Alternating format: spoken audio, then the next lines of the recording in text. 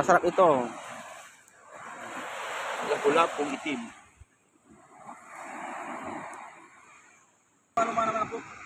Magaling siya sumisid guys. Tingnan mo guys, ito yung nahuli niya. Ayan. Kanina ka pa aga yata nagsisisid eh. Kaya napagod na siya guys. Kaya umaga pa siya. Tapos yung mga kasama ko, binigyan niya rin ng isda. So ngayon guys, ito na naman siya. Oh. Sige, magpapahinga na rin yata siguro siya.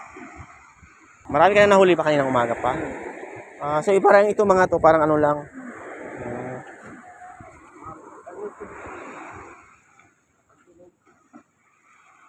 Ito mga hito na to, ay ano ba yan siya? Imported din siya o dito lang siya nabubuhay? Dito rin yan.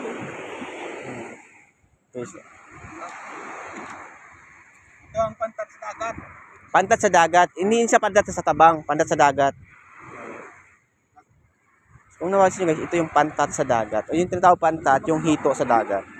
Ito na bro. Hindi makatubulong ko na yan.